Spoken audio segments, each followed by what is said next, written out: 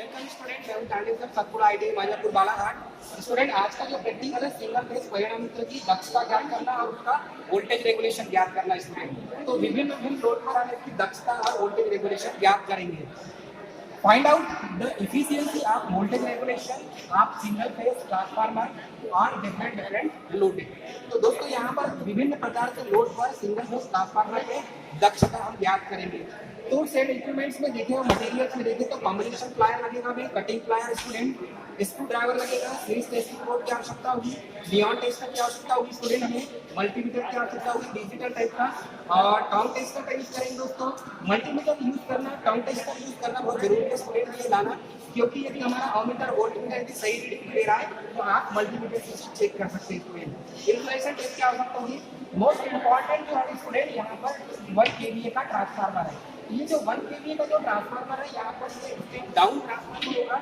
इसमें HV side 230 volt 115 volt तो HV जो है 230 वोल्ट हो जाएगा और एलवी 115 वोल्ट हो जाएगा। स्टूडेंट ऑटो ट्रांसफार्मर होगा यहाँ पर 240 वोल्ट वोल्टेज डिवाइडर के रूप में यूज करेंगे। अमीटर 0 से 5 एम्पियर, 0 से 15 और 0 से 1 एम्पियर। दोस्तों जब आप ट्रांसफार्मर का ओपन सर्किट टेस्ट और शॉर्ट सर्किट टेस्ट का प्रैक्टिकल करेंगे स्टूडेंट, तब समझिए यहाँ पर ओपन सर्किट टेस्ट और शॉर्ट सर्किट टेस्ट में ये अमीटर और ये जो वोल्ट मीटर स्टूडेंट इनकी आवश्यकता होगी। उसके बाद वाट मीटर की आवश्यकता होगी, 75 वोल्ट 5 एम्पियर 375 वाट का आप यूज करेंगे। उसमें 250 वाट का भी वाट मीटर का यूज करेंगे स्टूडेंट, क्योंकि ओपन सर्किट टेस्ट और शॉर्ट सर्किट टेस्ट में वाट मीटर ही रीडिंग देगा आयरन लॉस और कॉपर लॉस का। तो दोस्तों ये तो था कुछ टूल्स और इक्विपमेंट्स के लिए। अब हम देखेंगे इसका सर्किट डायग्राम। दोस्तों पिछले अभ्यास में हमने ओपन सर्किट टेस्ट और शॉर्ट सर्किट टेस्ट का प्रैक्टिकल किए थे।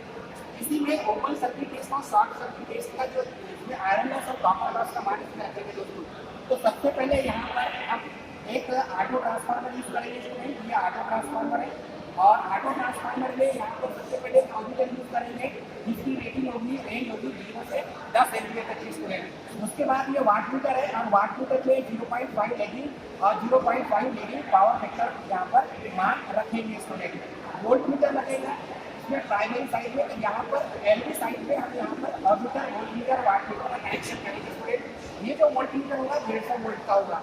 अब इसके सेकेंडरी में देखेंगे अर्थात कि एचटी साइड में, तो एचटी साइड में 230 वोल्ट है स्टूडेंट और V2 यहाँ पर वोल्ट मीटर यूज करेंगे जिसकी रेंज होगी 300 वोल्ट।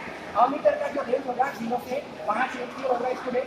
उसके बाद एक वाट मीटर यूज करेंगे जिसकी रेंज होगी 250 वोल्ट 5 एम्पियर 1250 वाट का होगा स्टूडेंट। ये जो वाट मीटर है इसमें सीसी और सीसी पॉइंट आप सभी को मालूम है स्टूडेंट। इसके बाद IC/DC का यूज करेंगे और यहाँ पर जब लेफ्ट लोड का यूज करेंगे तो लेफ्ट लोड जो होगा मैक्सिमम से यहाँ पर कनेक्शन करेंगे स्टूडेंट।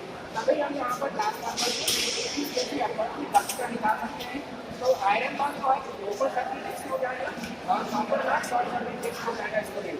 ठीक है, एफिशिएंसी निकालने का तो फॉर्मूला है एक तो KVA 10 की पावर 3 पास y हो जाएगा अपान में n KVA × 10 की पावर 3 पास y ये हो जाएगा W0 और ये WS हो जाएगा स्टूडेंट। तो W0 है ये आयरन लॉस है, आयरन लॉस और WS है कॉपर लॉस स्टूडेंट। इस टाइप से आप इसका मान निकाल सकते हैं स्टूडेंट। तो आयरन लॉस और कॉपर लॉस का मान रखेंगे, कैलकुलेशन करेंगे तो आपकी ट्रांसफार्मर की दक्षता यहाँ पर ज्ञात हो जाएगी। ऑब्जर्वेशन टेबल है, इस ऑब्जर्वेशन टेबल में आउटपुट पावर × का मान रखेंगे, आयरन लॉस का मान यहाँ लिखेंगे, कॉपर लॉस का मान लिखेंगे और टोटल जो इनपुट पावर है आउटपुट प्लस आयरन लॉस और कॉपर लॉस निकालने का फॉर्मूला हो जाएगा आउटपुट अपान 1/1। तो इस तरीके से इसका मान निकाल सकते हैं। तो ट्रांसफार्मर की इफिशियंसी निकालने के लिए हमें जिन जिन टूल्स और इक्विपमेंट्स की आवश्यकता होगी उसमें से है हमारे पास सीरीज टेस्टिंग बोर्ड। तो दोस्तों ये सीरीज टेस्टिंग बोर्ड है, हमें इसकी आवश्यकता होगी। इसके बाद हम सबसे पहले जो यूज़ करेंगे तो ये ऑटो ट्रांसफार्मर का यूज़ करेंगे स्टूडेंट। ऑटो ट्रांसफार्मर का जब कनेक्शन करेंगे तो ये ट्रांसफार्मर के साथ देखो यहाँ पर ये जो फेस वायर है ये अमीटर के साथ कनेक्ट हो जाएगा। जब अमीटर के साथ हम इसे कनेक्ट कर देंगे तो अमीटर के साथ ये हमेशा श्रेणी में होगा, सीरीज में होगा। उसके बाद दोस्तों अमीटर का जो सेकेंड सिरा है ये वाट मीटर दिख रहा होगा स्टूडेंट आपको। ये जो वाट मीटर है, वाट मीटर की जो पिछली एरिया इसके मेन से लग जाएगा, मतलब कि ये जो मेन वाले सिरे में लग जाएगा अमीटर का सेकेंड सिरा। उसके बाद M को C से हम शॉर्ट कर देंगे स्टूडेंट। और उसके बाद जो एल है, ये लोड दोस्तों ये चल जाएगा ट्रांसफार्मर की वाइंडिंग में। तो हम इसके बाद ट्रांसफार्मर की वाइंडिंग में इसको कनेक्ट कर देंगे। उसके बाद है यहाँ पर वी जो सिरा है, ये ट्रांसफार्मर की सेकेंडरी वाइंड, जो ट्रांसफार्मर की जो दूसरी वाइंडिंग है उसमें कनेक्शन चले जाएगा स्टूडेंट। इसके बाद इसका जो रिटर्न पाथ है ये ऑटो ट्रांसफार्मर में आ जाएगा स्टूडेंट। तो ये इसका जो रिटर्न पाथ है ये ऑटो ट्रांसफार्मर में आ गया। उसके बाद ये है दोस्तों सिंगल फेस 1 kVA का ट्रांसफार्मर। और 1 kVA के ट्रांसफार्मर में स्टूडेंट यहाँ पर हम वोल्टेज चेक करने के लिए इस प्रकार से वोल्ट मीटर का यूज़ करेंगे। तो हमने यहाँ पर क्या किया स्टूडेंट, ये जो वोल्ट मीटर है, ये वोल्ट मीटर का कनेक्शन यहाँ पर हमने इस टाइप से कर दिया। तो इसके दोनों पॉइंट से हमने वोल्ट मीटर को पैरेलल में लगा दिए स्टूडेंट। तो वोल्ट मीटर यहाँ पर रीडिंग दे देगा। तो ये इसका जो प्राइमरी साइड होगा स्टूडेंट, प्राइमरी साइड, इस साइड हम क्या करेंगे, यहाँ पर ऑटो ट्रांसफार्मर से सप्लाई देंगे। प्रीवियस जो वोल्टेज हम सेट करेंगे 115 वोल्ट सेट करेंगे स्टूडेंट यहाँ पर। तो हमारा जो ट्रांसफार्मर है ये है step up step down transformer. तो दोस्तों हमने क्या किया यहाँ पर, हमने क्या किया कि ये जो ट्रांसफार्मर है, इस ट्रांसफार्मर की सेकेंडरी को हमने प्राइमरी बना लिया और प्राइमरी का सेकेंडरी बना लिया स्टूडेंट। क्योंकि यहाँ पर ट्रांसफार्मर का जो प्राइमरी साइड है स्टूडेंट ये 230 वोल्ट है और सेकेंडरी 115 वोल्ट है स्टूडेंट। तो हमने क्या किया, यहाँ पर लोड जो है इसके प्राइमरी साइड में कनेक्ट कर दिया। तो ये ट्रांसफार्मर स्टेप अप ट्रांसफार बन गया। अब ये जो स्टेप अप ट्रांसफार्मर है दोस्तों, यहाँ पर हमने वोल्ट मीटर इसके पैरेलल में इस टाइप से हम कनेक्ट कर सकते हैं। यहाँ पर अमीटर को वैसी सीरीज में जोड़ेंगे। तो ये अमीटर ये जो है मेन फेस वायर से सीरीज में जुड़ेगा स्टूडेंट। तो ये अमीटर यहाँ पर जुड़ा हुआ है। उसके बाद इसका जो कनेक्शन है वाट मीटर से करेंगे। तो जो सेकेंडरी साइड जो वाट मीटर होगा, ये वाट मीटर का कनेक्शन सीधे एम में चले जाएगा। एम को सी से शॉर्ट कर देंगे स्टूडेंट। और उसके बाद जो वी है ये सीधे लग जाएगा ट्रांसफार्मर की वाइंडिंग से। तो ये ट्रांसफार्मर की वाइंडिंग से इसे हम कनेक्ट कर देंगे। उसके बाद जो एल है स्टूडेंट ये सीधे लोड से कनेक्ट हो जाएगा और रिटर्न पाथ के लिए ये वी से सेकंड वाला जो है ये कनेक्ट हो जाएगा स्टूडेंट।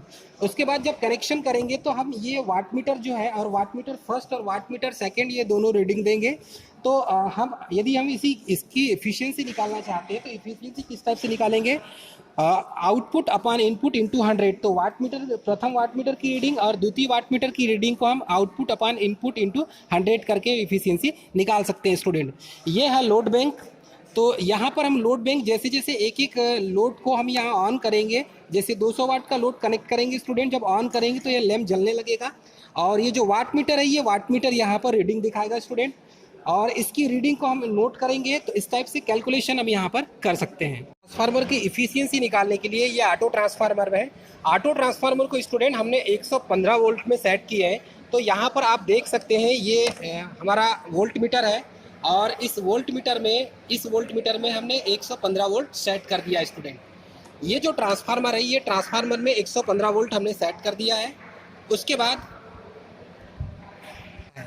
क्लियर है दोस्तों, हमने यहाँ पर सेकंड में एक जो लोड बैंक लगा हुआ है, इस लोड बैंक में स्टूडेंट हमने एक लैंप को ऑन किया है। तो ये जो लैंप ऑफ था इसे हमने ऑन कर दिया।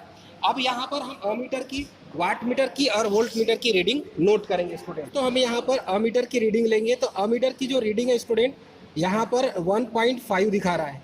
क्लियर है, तो 1.5 हमने दोस्तों यह है ऑब्जर्वेशन टेबल। और इस ऑब्जर्वेशन टेबल में हम अमीटर, वोल्ट मीटर और वाट मीटर की रीडिंग नोट करेंगे। तो वाट मीटर जो फर्स्ट वाला है W1, V1 और A1 की रीडिंग हम यहाँ पर नोट करेंगे दोस्तों।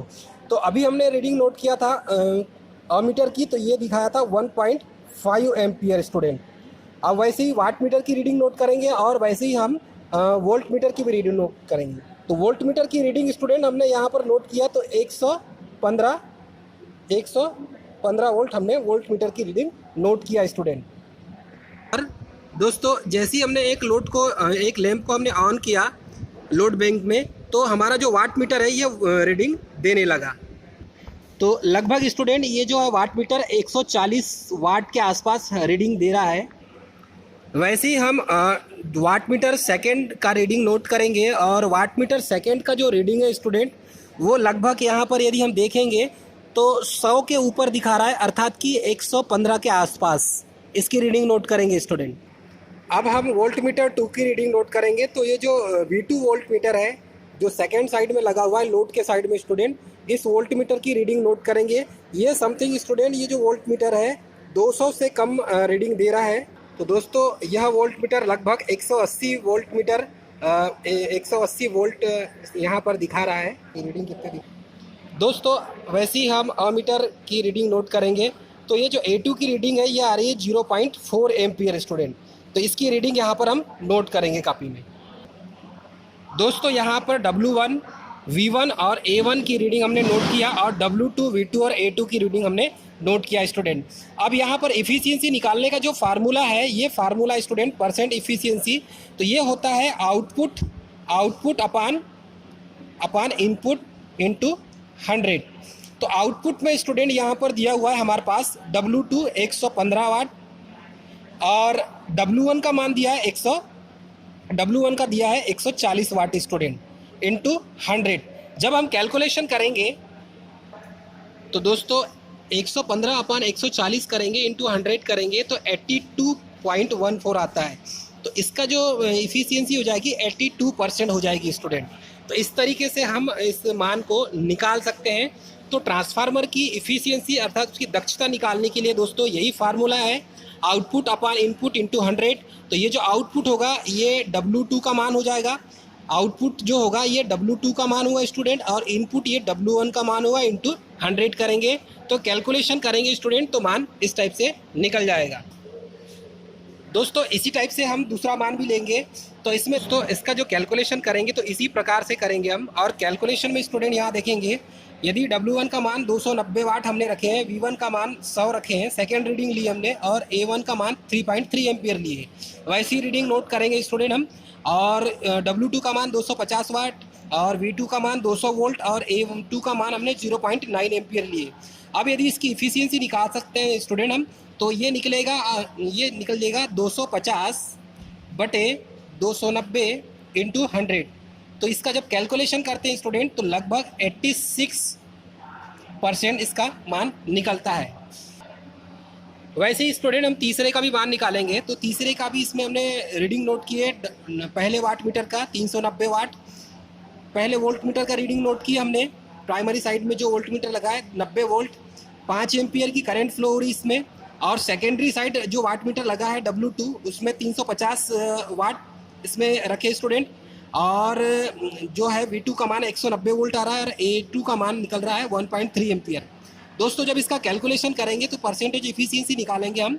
तो यहाँ पर 350 डिवाइडेड बाय 390 इंटू 100 करेंगे स्टूडेंट। तो दोस्तों इस तरीके से कैलकुलेशन करने पर इसका जो है 350 डिवाइडेड बाय 390 इंटू 100 करेंगे तो लगभग 89.7% इसकी इफ़िशियंसी निकलती है। तो दोस्तों दक्षता निकालने के लिए ये फार्मूला है और दक्षता आप इस टाइप से निकाल सकते हैं स्टूडेंट।